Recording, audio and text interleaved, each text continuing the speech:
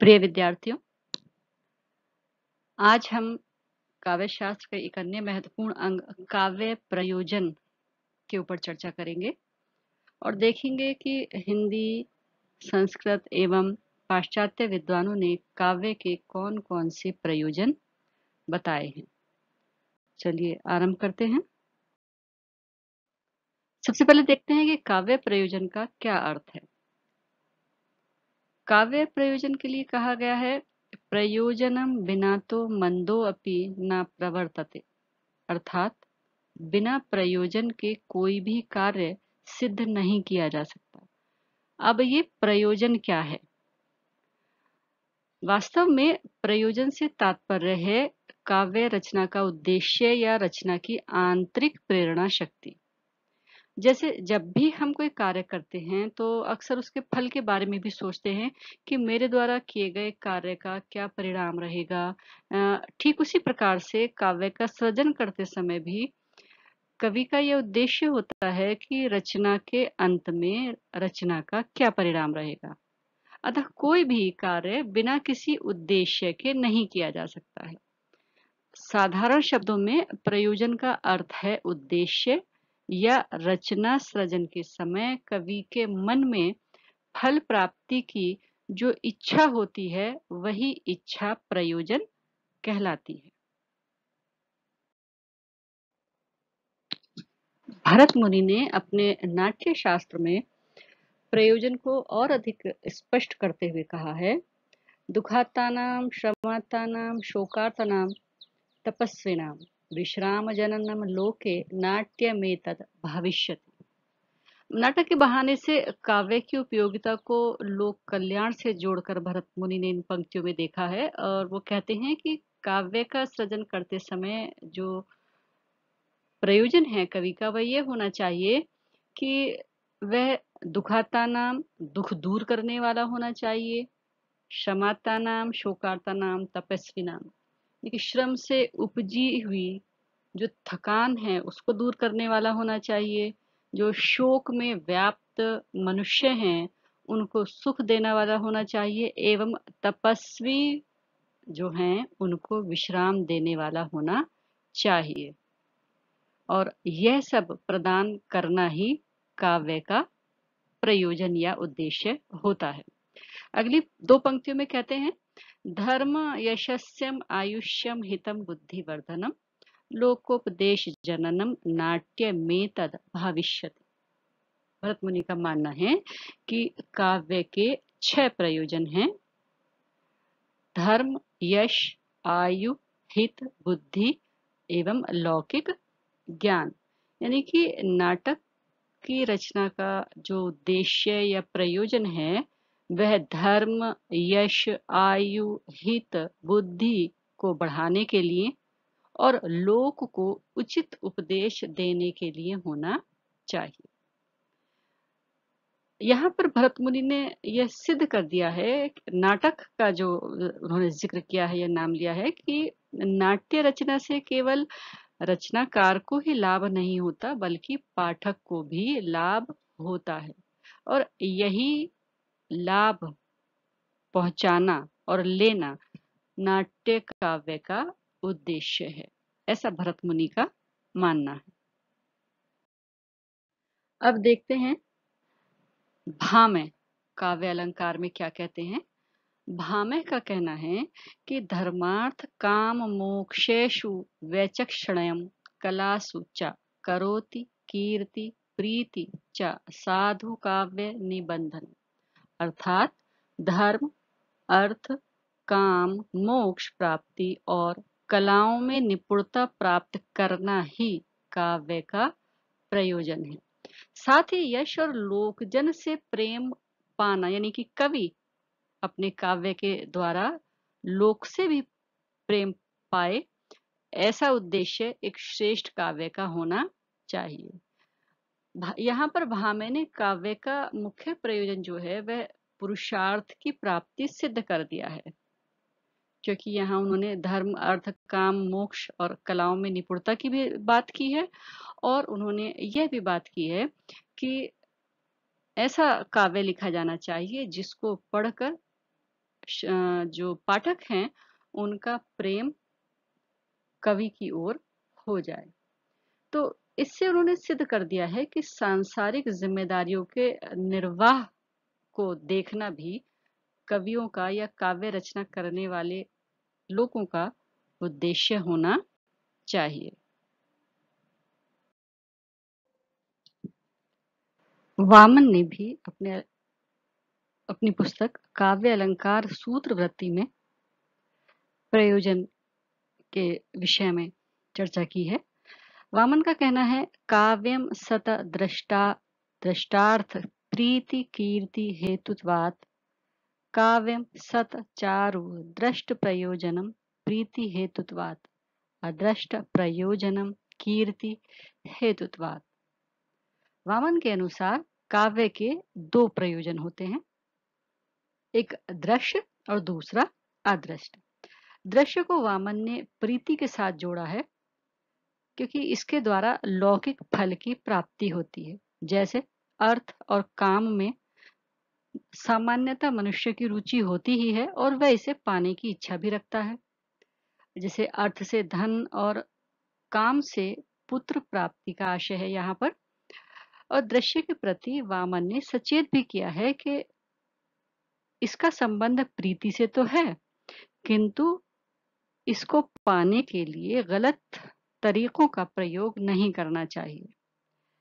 दूसरा जो प्रयोजन बताया है वामन ने, वह अदृश्य है, जिसका संबंध कीर्ति से है।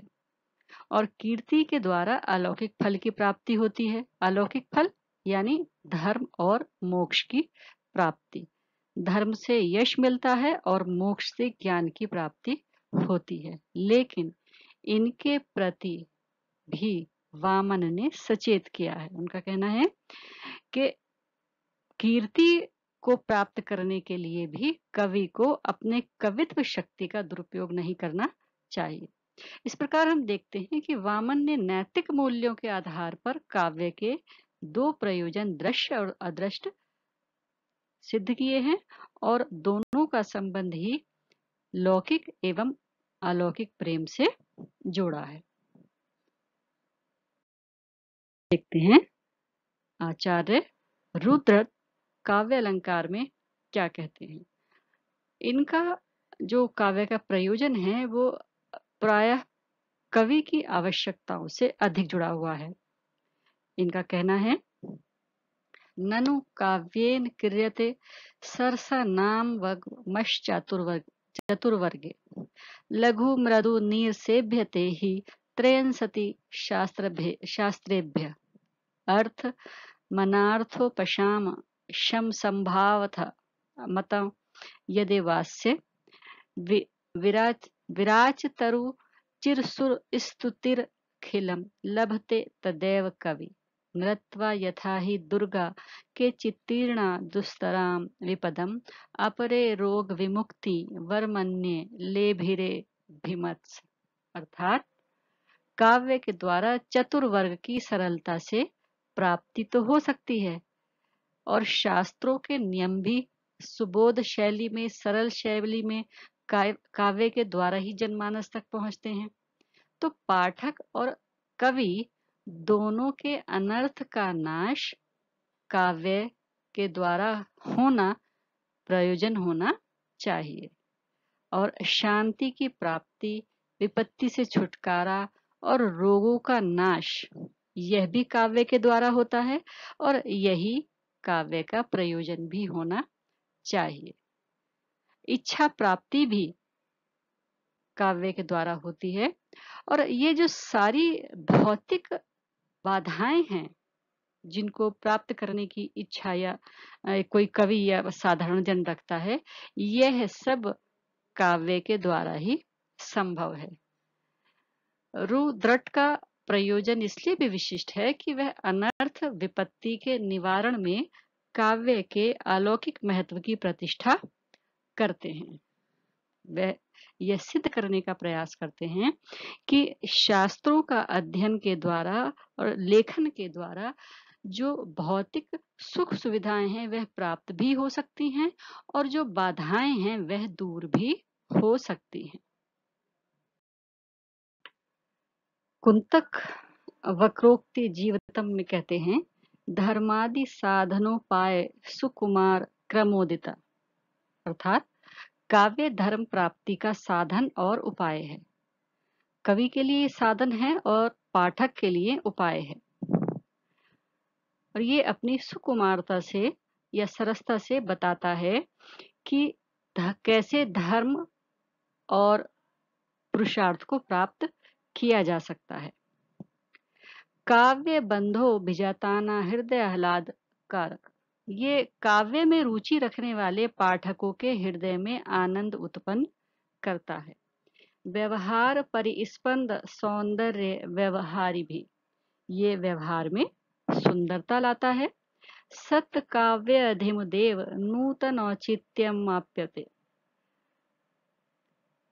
यह कवित्व शक्ति वाले लोगों को या काव्य का सृजन करने वाले लोगों को विशेष एवं उचित सम्मान भी दिलाता है या उचित सम्मान भी प्राप्त होता है।